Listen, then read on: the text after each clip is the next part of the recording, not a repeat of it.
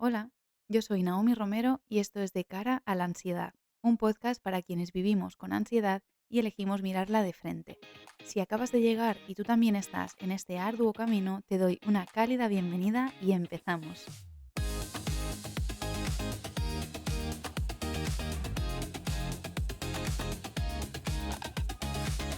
¿Qué tal? ¿Cómo estáis? Bueno, yo estoy aquí grabando un día 4 de febrero de 2026 y estoy súper contenta de haber llegado a este episodio porque, como he dicho alguna vez, la hipocondría, de hecho, la hipocondría que yo sufrí durante años y que, bueno, aún a día de hoy me viene a visitar de vez en cuando, fue el motivo principal por el cual nació este podcast.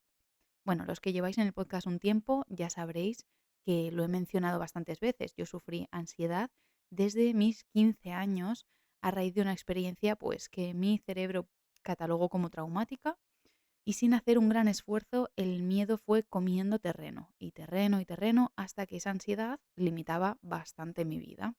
En ese proceso, por miedo, dejé de hacer muchas cosas. Dejé de ir a sitios con aglomeraciones, que esto lo comentábamos en el episodio de la agorafobia. Tampoco iba a sitios que estuvieran lejos de hospitales o lejos de otras personas que pudieran ayudarme en una emergencia. Entonces, pues me asustaba bastante, yo qué sé, ir a subir una montaña, hacer una vía ferrata, hacer cualquier cosa que supusiera un riesgo y que estuviese alejado de, pues, un hospital, básicamente, o de alguien que pudiese ayudarme, ¿no? Entonces, mi preocupación vital era siempre estar preparada para poder acudir a un hospital, pero luego dejé también de conducir, dejé de beber y de fumar, que bueno, eso en realidad fue un gran paso, pero claro, el motivo pues no fue por la conciencia, sino por el miedo, ¿no? Porque yo creía que todos esos síntomas de mareos y desmayos y demás venían a raíz de beber cuando salía de fiesta o de fumar. Entonces fui dejando poco a poco cada pequeña cosa que yo pensaba que era el origen. Pero claro, llegó un punto que si me bebía un par de tragos de una cerveza, ya tenía aquellos mareos, porque evidentemente, como adivinaréis, el motivo no era realmente la cantidad de alcohol, ¿no? Sino la ansiedad que se disparaba, un poco para protegerme de todos aquellos factores que podían ponerme en riesgo. Durante otro tiempo también tuve miedo a hacer sesiones deportivas muy intensas, que esto lo hablamos hace poco en el episodio del miedo al deporte. Y después, justo después del COVID, se desató mi hipocondría, mi miedo a enfermar, a tener que acudir a un médico, a un hospital o a simplemente descubrir pues, que tengo alguna patología, ¿no? Y todo eso me llevó a un montón de experiencias con la hipocondría, que por supuesto quiero compartir porque lo que a mí más me aliviaba en aquel entonces era encontrar gente que estuviera pasando por lo mismo o saber al menos que no era tan raro, ¿no? Que había más gente por ahí que entendía lo que se siente. Así que si es tu caso, si sientes que todo esto resuena en ti, prepárate porque voy a grabar por lo menos 2 episodios seguidos dedicados a este tema y como me embale igual saco más. Bueno, dicho todo esto, ojo que este episodio es para cogerse un rato, ¿eh? Para salir a andar, echarse a la bici o qué sé yo, tumbarse en la cama a prestar atención, porque va a ser intenso. Primero de todo, me gustaría hablar de cómo se vive la hipocondría, ¿no? ¿Qué se siente? Entonces, bueno, yo creo que antes ni siquiera de ponerle nombre a lo que uno empieza a sentir, antes de saber que lo que nos pasa es que tenemos miedo a algo, hay una etapa, con toda probabilidad, ¿eh? No es que esto sea aquí exhaustivo, porque al final, pues os recuerdo que yo todo lo hablo desde mi experiencia, ¿eh? Y desde mi conocimiento, lo que yo he podido investigar a lo largo de los años sobre la ansiedad, pero no desde un punto de vista clínico. Pero creo que no me equivoco afirmando que hay una etapa en la que la persona, primeramente, antes de saber siquiera que lo que tiene es miedo o ansiedad, está absolutamente convencida de que tiene un problema de salud.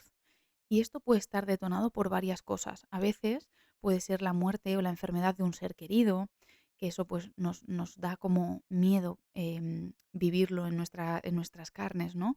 Y desata esa ansiedad. También puede ser una enfermedad que ya hemos atravesado en el pasado y que nos da miedo que se repita, o simplemente por haber adoptado en una etapa de nuestra vida un carácter más miedoso y ante la mera posibilidad de que eso ocurra ya detonamos una serie de síntomas, ¿no? Entonces, lo más común suele ser tener miedo a alguna cardiopatología o a sufrir un infarto, o sensaciones raras en el corazón, ¿no? Sensación de que a mí me pasa algo en el corazón, tengo alguna enfermedad en el corazón. Bueno, también un típico es cualquier tipo de cáncer, ¿no? Y también enfermedades neurodegenerativas como podría ser el ELA, por ejemplo. Y entonces, ¿qué es lo que pasa? ¿Por qué nos convencemos de que tenemos algo así? Porque en algún momento hay algún síntoma que tenemos que coincide con estas enfermedades que estoy mencionando. Y el propio miedo nos hace enfocarnos en buscar más síntomas que coincidan. Y cuanto más buscamos, más aparecen en realidad. Entonces, mientras no somos conscientes todavía de que todos esos síntomas son en realidad psicosomáticos, nuestra sensación es de que son reales. Cuando digo reales, me refiero a causados por una patología, ¿no? Y podríamos hablar de dolores de barriga, taquicardias, dolores de cabeza, migrañas fuertes, pinchazos o dolores raros que no sabemos muy bien ni cómo explicar, extrasístoles, estos sustitos que nos dan en el corazón, ¿no? Como una opresión momentánea en el corazón. También nos vamos a la falta de aire, que esto también hay un episodio del podcast dedicado a estos ahogos y a esta sensación de falta de aire, mareos, hormigueos en ciertas zonas del cuerpo o simplemente un cansancio y un agotamiento a lo largo del día, ¿no? Entonces, claro, son síntomas que se comparten con muchas patologías, pero también son compartidos con nuestra querida amiga la ansiedad. Entonces, de normal, el segundo paso que hacemos cuando empezamos a sentir todo eso es acudir al médico. Todos acabamos en el médico haciéndonos varias pruebas y cuando el médico ya se cansa de buscar, nos dice aquella frase tan temida, ¿no? Que es, no tienes nada. Lo que te pasa es ansiedad. Ok, y hasta este punto es probable que hayamos llegado todos, pues más o menos, por una cosa o por otra, pero más o menos todos igual. ¿Qué pasa a partir de ahí? No tenemos información, no sabemos qué tipo de ansiedad tenemos. Ya hemos visto mi caso, ¿no? Agorafobia, hipocondría, miedo a conducir, miedo a hacer deporte, demasiadas cosas, ¿no? No sabemos cómo tratar todo eso. Y de repente un señor o una señora nos ha dicho, y probablemente sin ningún tipo de afecto ni comprensión, que todo aquello que nos preocupa no existe. ¡Pam! ¿Cómo te quedas, no? No existe. Nosotros seguimos sintiendo que nos pasa algo. De hecho, es común creer que el médico se está confundiendo, que no nos han hecho las pruebas correctas o que hay algo que están pasando por alto o que nuestro problema pasa en X momentos del día que justo cuando vamos al médico ese problema no está, ¿no? Sobre todo en casos de patologías del corazón. Porque claro, yo estoy en casa y estoy mal, tengo esta sensación, tengo este pinchazo, pero cuando voy al médico y me hacen la prueba, justamente pues no tengo ese pinchazo. Entonces, claro, no sale, ¿no? Todo esto en realidad ya nos da información de unas dolencias que vienen y van, que desaparecen y aparecen. Pero bueno, nosotros seguimos encabezonados en que tenemos algo y que tenemos algo y punto. Así que, sin ayuda de ningún tipo, sin guía, sin conocimiento, lo más sensato, lo que se nos pasa a todos por la cabeza, ¿qué es? Pues evitar todo aquello que nos detona esos síntomas.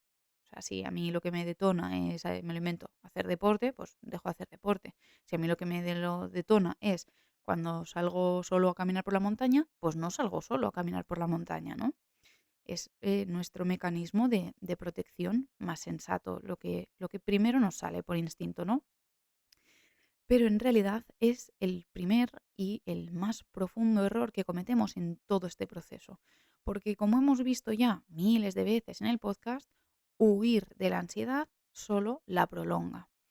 En cuanto a los miedos se refiere, todo lo que nos genera miedo y le damos la espalda crece, porque al final es el mecanismo que utiliza nuestra mente para protegernos de un peligro. O sea, la mente no sabe qué peligros hay, se los decimos nosotros. Si nosotros le decimos que ir a la montaña es peligroso, porque un día fuimos, nos dio ansiedad, lo pasamos fatal y nos tuvimos que volver, ¿ella qué hace? aprende rápido y dice, vale, tengo que hacer que este tipo no vaya más a la montaña, así que la próxima vez que vas te va a provocar esa ansiedad, que es la que en realidad viene a ayudarte, porque te prepara para huir, para que te vayas, ¿no? Todos esos síntomas tienen una adaptación en nuestro cuerpo, que veamos mejor, que seamos capaces de recibir más estímulos para tener más información y que la huida o la lucha sea exitosa, em, la frecuencia cardíaca, la frecuencia respiratoria, la, el bombeo de la sangre, ¿no? En los músculos, para que estemos preparados para salir corriendo, la tensión muscular, para echar a correr, para ponernos a luchar. Todos los síntomas de la ansiedad tienen un sentido. Simplemente la mente lo ha activado porque nosotros le hemos dicho en algún momento que aquello era muy peligroso y todo lo que ella interprete que te está poniendo en peligro va a tratar de evitarlo. Por lo tanto, lo difícil aquí es reconducir toda esa programación que llevamos y explicarle a nuestra mente que en realidad no es tan peligroso como ella cree y la única forma que hay de explicárselo es ir, en este caso ir a la montaña, aguantar todos los síntomas que nos manda para luego poder decir, ¿ves? No ha sido para tanto. Y a base de ir y aguantar, que ella sola aprenda y que nos vaya mandando todos estos síntomas cada vez menos. ¿Sí? Hasta aquí se entiende, ¿no? Entonces, para cerrar el bloque de cómo vive una persona con hipocondría, pues dependerá de cada persona, pero por lo general lo que vivimos es una sensación de urgencia que va en aumento según el riesgo de cada situación. El cuerpo se nos va a convertir en un tablero de señales y entramos en una odiosa situación. Para mí es de las peores cosas que me ha traído la hipocondría, que es ese bucle de comprobación constante de signos vitales, ¿no? Y comprobamos y comprobamos y comprobamos para saber de una vez si estamos bien o estamos mal. ¿Qué tenemos que hacer, no? La frecuencia cardíaca, si estoy muy cansado o tengo mucho sueño, si me he palpado que tengo de repente un bultito en no sé dónde, pues lo palpo constantemente para saber si crece, si no crece. Fíjate que no tiene ningún sentido, ¿no? Como si hubiese algo en el cuerpo que puede crecer por cada segundo que pase. Da igual, hasta las cosas más absurdas, la capacidad de respirar. O sea, llevamos toda la vida respirando en automático y de repente nos obsesionamos con ver si podemos respirar y si lo estamos haciendo bien. La capacidad de tragar, bueno, un sinfín de cosas dependiendo de los temores de cada uno, ¿no? Y esta hipocondría no hace falta que la detone un gran síntoma. Os pongo un ejemplo para que veáis lo simple que puede ser en realidad. Yo he llegado a ir al gimnasio, entrenar espalda, y al día siguiente, pues tener dolor de espalda, ¿no? De agujetas. Y decir, bueno, sé que tengo dolor de espalda por las agujetas del entreno de ayer, pero ¿y si en realidad estoy contrayendo algún tipo de gripe y ahora mismo las agujetas están enmascarando esa gripe y por no darme cuenta que va empeorando, acabo con una neumonía? Entonces, bueno, aquí ya veis, el sentido que tiene esto. Luchar contra esto es imposible. O sea, a la imaginación nunca le va a ganar la razón, porque la imaginación no tiene límites. Por lo tanto, ponerse a dialogar va a ser absurdo. Las personas más racionales, pueden ser nuestras parejas, amistades, padres, lo que te van a decir es: "¿Pero qué dices? Hombre, se te ha ido la pinza, ¿no? No le des tantas vueltas".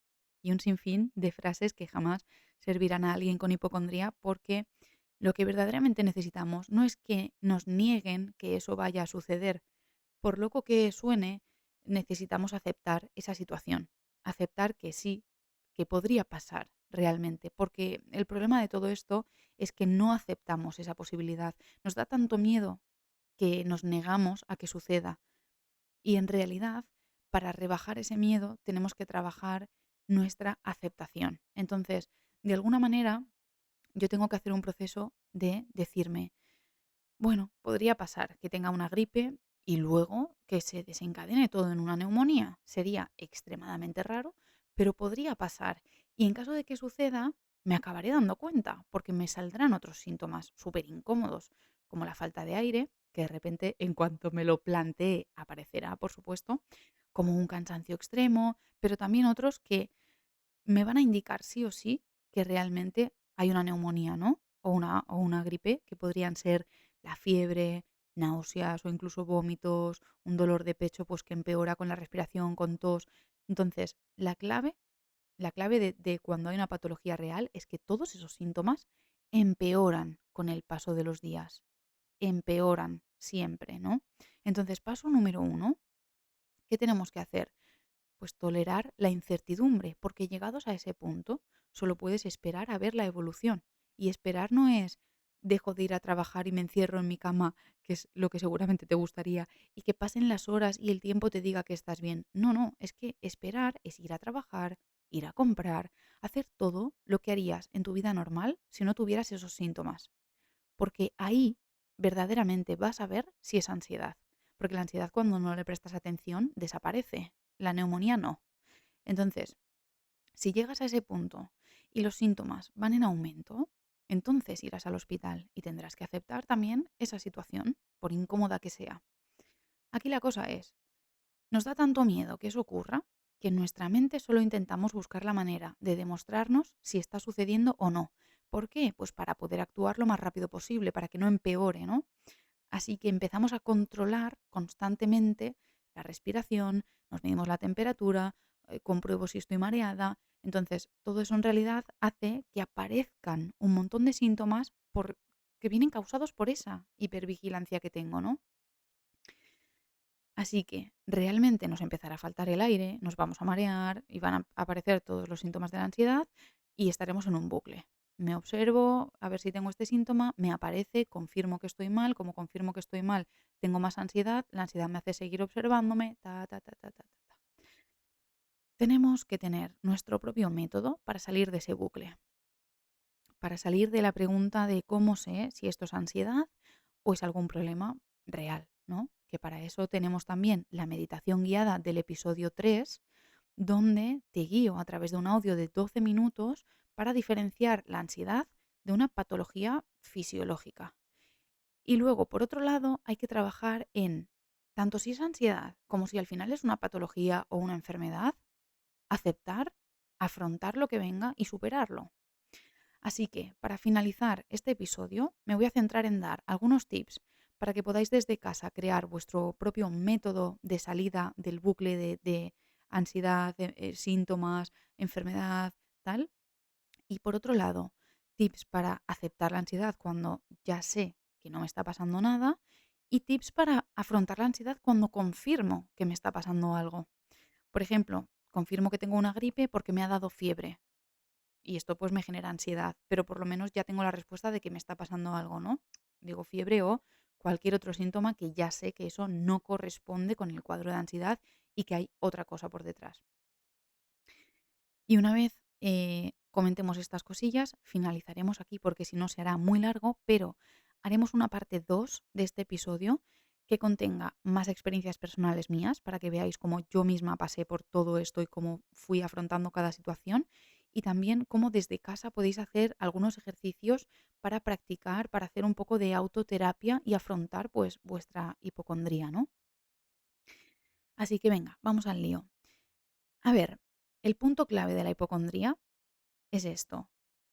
El problema no es el síntoma, es la respuesta al síntoma, ¿vale? Porque el problema no es pensar, ¿y si tengo? No sé? No, no, el problema es todo lo que hacemos después de ese pensamiento. O sea, no nos podemos obsesionar con quiero eliminar los ISIS. Los ISIS van a estar siempre, porque tu mente quiere intentar protegerte y todos esos ISIS es su manera de protegerte. Pero aquí es donde nosotros decidimos si mantenemos vivo el miedo o no, ¿vale? Cada vez que comprobamos, que buscamos en Google, que pedimos tranquilidad o que analizamos nuestro cuerpo, lo que estamos haciendo es decirle al cerebro, esto era peligroso y has hecho bien en asustarte, ¿vale? Claro, el cerebro aprende muy rápido, aprende que la próxima vez pues tiene que avisarte antes, más fuerte y con más intensidad. Y por eso hablamos siempre que el miedo come terreno, porque lo alimentamos nosotros, diciéndole que lo ha hecho bien y que nos siga avisando de estas cosas porque nos asustan mucho y es muy peligroso. Por lo tanto, lo primero que intentamos hacer para superar esto es no alarmarnos, es el cómo me relaciono yo con ese pensamiento y con ese síntoma que tengo. Porque si yo me alarmo, le digo a mi cerebro que me siga mandando más porque esto es peligroso y por lo tanto refuerzo el bucle, ¿vale?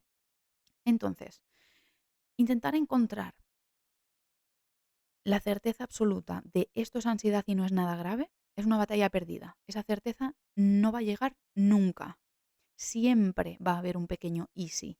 Y mientras sigamos intentando eliminar ese easy, la ansiedad va a seguir enviando y mandando pues toda su caballería.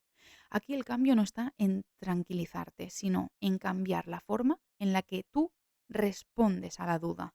De esto hablaremos mucho porque me encanta este concepto. Es decir, el problema no es lo que piensas, sino cómo tú te relacionas con ese pensamiento. Eliminar un pensamiento es muy difícil porque al final vienen de una parte mucho más subconsciente de nuestra mente y es muy difícil de controlar. Pero lo que sí que podemos controlar es cómo nos relacionamos con ese pensamiento. Si me relaciono desde el miedo, desde la aceptación, si le doy importancia, si no se la doy, ¿vale? Entonces, vamos a entrenar y a practicar mucho esta frase. Ahora mismo no puedo saberlo al 100% y aún así voy a seguir con mi vida. Yo te voy a hacer preguntas a modo de mente ansiosa y tú solo puedes responder con esta frase, ¿vale? Ahora mismo no puedo saberlo al 100% y aún así voy a seguir con mi vida o con mi día, lo que quieras. Venga, empezamos el ejercicio. Te lanzo una frase. Uy, ¿has visto ese trompicón que me ha dado el corazón? Madre mía, es que seguro que tengo algún problema.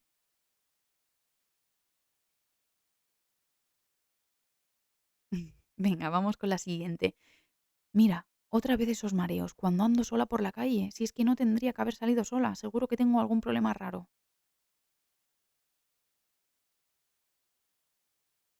Última.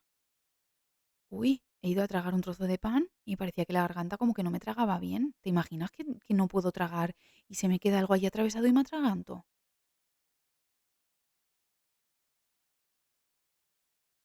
Vale, esto es clave, ¿vale? No le des más argumentos a la mente, no discutas con la ansiedad, la frenas, tolerando la incertidumbre, porque si eso sucede, eso que tanto temes que te está lanzando, ¿no?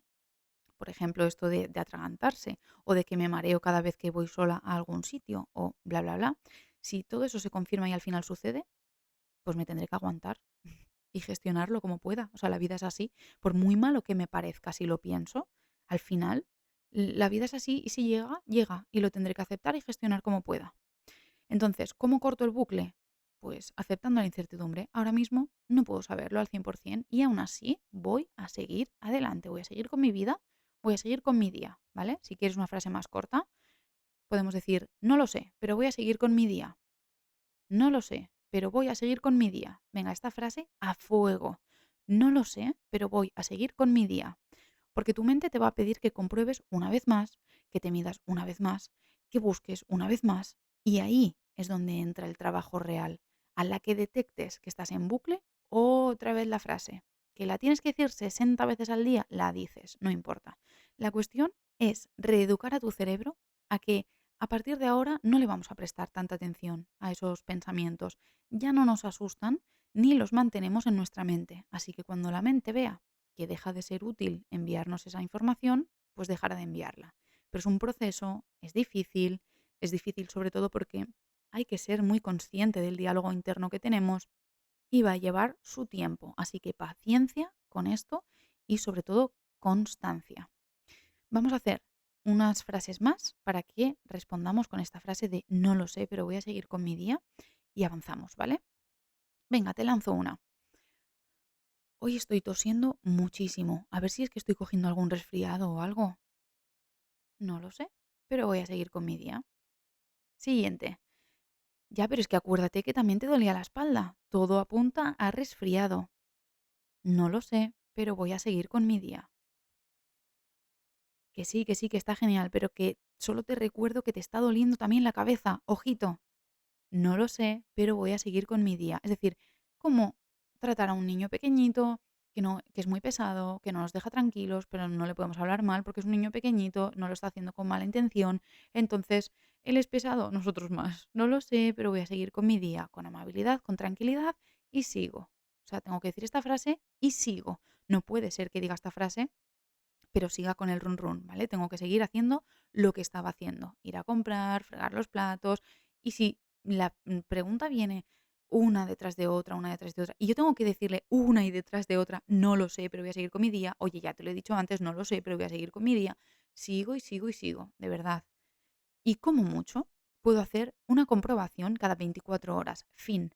Si tengo una urgencia, lo sabré, porque el cuerpo me avisará, ¿vale? Y si no es urgente, no pasa nada por esperar 24 horas. Con lo cual, compruebo y si no sale nada, no vuelvo a comprobar hasta el día siguiente. Porque lo que no tiene sentido es que me dedique mi día entero a comprobar si tengo, ahora ya tengo fiebre, o si ahora va bien mi corazón, etcétera. O sea, las enfermedades no salen así de repente, a menos que sean urgentes, ¿no? Lo cual, filtro importante.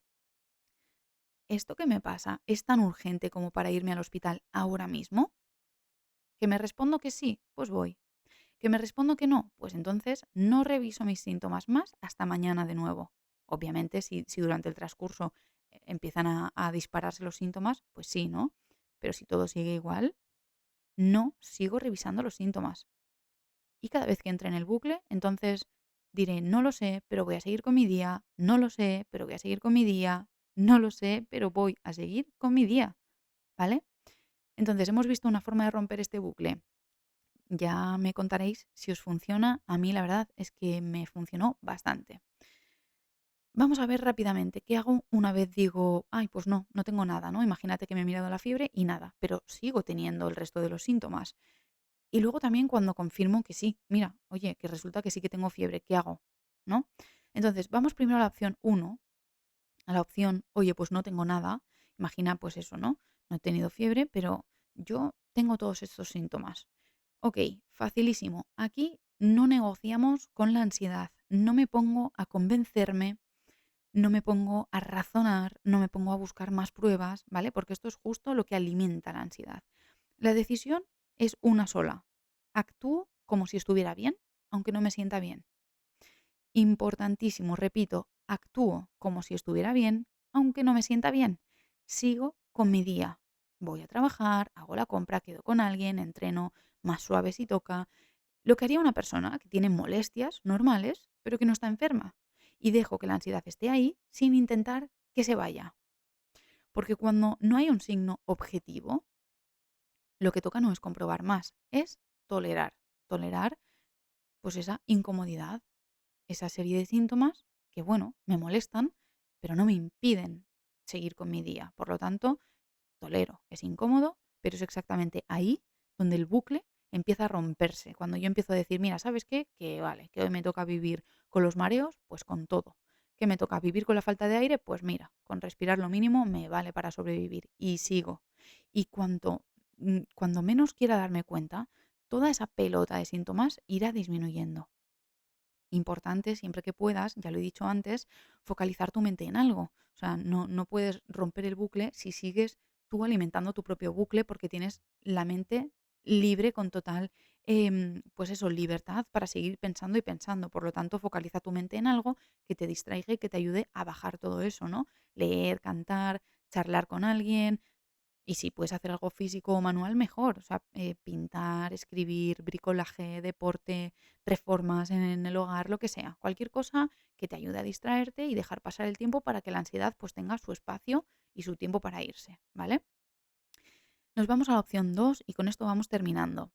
Confirmo que sí que me pasa algo. De repente me he mirado la temperatura. Obviamente pongo este ejemplo por contextualizar algo, pero que cada uno se lo lleve a su terreno. Me miro la temperatura y resulta que tengo fiebre. O me aparece un síntoma que ya no me encaja solo con la ansiedad, ¿no? Ok, yo estos momentos son los que peor he vivido porque cuando crees tener algo que confirma que te está pasando algo de verdad, hay un pico de ansiedad. Esto va a bajar, ¿vale? Ese pico, o sea, la ansiedad nunca se queda ahí a tope arriba todo el tiempo. Pero ese es el pico que hay que gestionar. Y luego, aparte, es fácil confundir cuando el medidor que usamos no es algo tan tangible como una cifra en un termómetro, ¿no? Porque hay veces que utilizamos, pues quizás marcas en la piel, ¿no? Porque si quiero detectar si estoy teniendo alguna alergia y de repente me estoy todo el rato mirando alguna rojez, ojo, porque la piel puede irritarse a nivel psicosomático. O sea, hay eczemas que salen por ansiedad. Por lo tanto, nosotros tenemos la capacidad mental de generar marcas en nuestra piel con los nervios y con la ansiedad. Y ya no te cuento si hablamos de sensaciones, que claro, son muy subjetivas, cuando hablamos de alguna molestia que no soy capaz de describir muy bien, ¿no? Entonces, es verdad que yo me he dicho a mí misma muchas veces, si no sabes cómo explicárselo a un médico, es ansiedad. Porque cuando tú puedes explicar exactamente, mira, me duele aquí, me pincha allá, eso tiene un sentido. Pero cuando empezamos es que tengo una sensación de no sé qué, o es que tengo unos pinchazos que a veces están en esta zona, pero es que luego se me van a esta otra, o es que a veces me duele el pecho, pero luego se me pasa.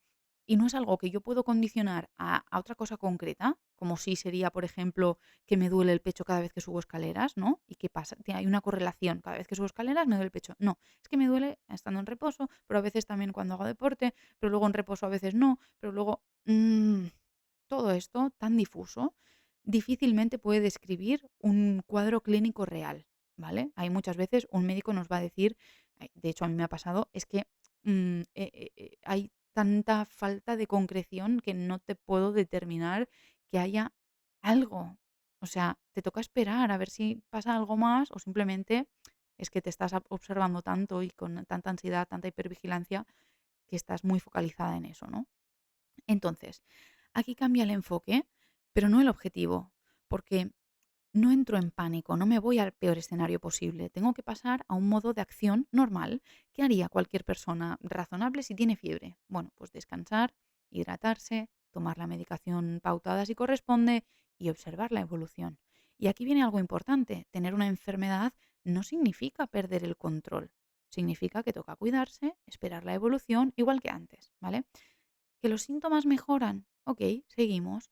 Que empeoran, consultamos sin adelantarnos, sin dramatizar, sin castigarnos por haber enfermado. O sea, en ambos casos, tanto si es ansiedad como si hay una enfermedad de base, la clave es la misma, no dejar que el miedo tome el mando. Esto, de verdad, insisto, lo trabajamos mucho en la meditación guiada del episodio número 3, en el que hay 3 bloques y vamos haciendo preguntas para detectar si hay un patrón de ansiedad o si realmente estamos dejando el miedo aparte. Y luego hay un bloque en el que trabajamos que tanto si hay enfermedad o no la hay, la ansiedad, el objetivo tiene que ser desaparecerla, porque la ansiedad nos enmascara todo lo que hay debajo. Por lo tanto, objetivo, no dejar que el miedo tome el mando, y la única diferencia que hay entre un caso y el otro es en uno entrenas la tolerancia a la incertidumbre, porque todavía no sabes lo que está sucediendo, por lo tanto, el no querer anticiparse y tolerar la incertidumbre con aquella frase que hemos dicho, oye, no lo sé, pero voy a seguir con mi día. Y en el otro caso, entrenamos la aceptación de que a veces el cuerpo se pone malo. Es que, vamos a ver, tampoco podemos pretender algo que no existe. El cuerpo enferma y también sabe recuperarse, ¿eh? Ojo, que el cuerpo es más fuerte de lo que nos pensamos.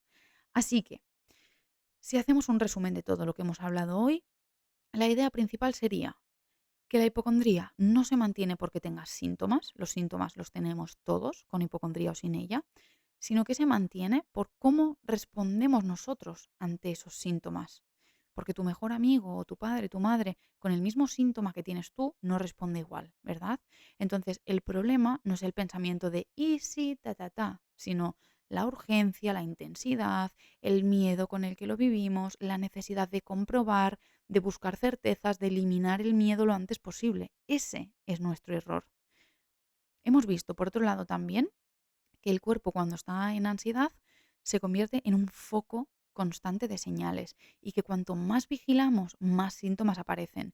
No porque haya una enfermedad grave, real, sino por la propia hipervigilancia que nos genera pues, una serie de síntomas psicosomáticos, ¿no? Y que justamente aparecen cuando pensamos en ellos. Y esto es completamente normal en una persona que tiene ansiedad. No forma parte de ninguna enfermedad. Hemos visto también que intentar luchar contra esos pensamientos no funciona, que la calma absoluta no llega nunca. Una persona con una salud mental impecable también tiene preocupaciones por su salud, pero que la salida no está en buscar tranquilizarse a toda costa, sino en aprender a tolerar la incertidumbre. Y finalmente, hemos hablado de que cuando no hay signos claros de que tenemos una enfermedad, el trabajo no es comprobar más, sino seguir con tu vida, dejar que la ansiedad esté ahí y permitir que se vaya apagando sola, a su ritmo. y hemos trabajado esta parte con la frase de no lo sé, pero voy a seguir con mi día. Y cuando sí que aparece un síntoma real, como la fiebre o signos objetivos que comentábamos, el camino tampoco va a ser el pánico nunca, sino la acción normal, cuidarte, observar la evolución y actuar solo si es necesario. En ambos casos, el objetivo es el mismo, que el miedo deje de decidir por ti. Y con esto cierro este episodio porque aquí ya tenemos la base. En la parte 2 vamos a ir un paso más allá. Voy a compartir más experiencias personales mías, situaciones concretas que viví, cómo las afronté y sobre todo vamos a entrar en una parte muy práctica de cómo crear una rutina de autoterapia para trabajar la hipocondría. Os explicaré de hecho la terapia que me hice yo y os daré ideas para que podáis haceros pues vuestra propia terapia para superar la hipocondría poco a poco. Si sientes que este tema te ha tocado de cerca, quédate, suscríbete, porque lo que viene no es teoría, ¿eh? Es un entrenamiento que puedes hacer día tras día hasta sentir cada vez menos miedo a la enfermedad o a la muerte. Es posible, de verdad que es posible, te lo digo desde mi propia experiencia. Yo no puedo decir que esté en mi prime, ¿no? En mi 10 con la ansiedad, pero sí que os puedo decir que venía de un punto bastante malo, que he pasado días y noches oscuras a nivel de estos miedos por, bueno, ya lo sabréis vosotros, por estupideces, ¿no? A veces la mente nos entra en bucle por cualquier estupidez y nos podemos cargar tranquilamente un día entero pensando y pensando y pensando y encerrándonos.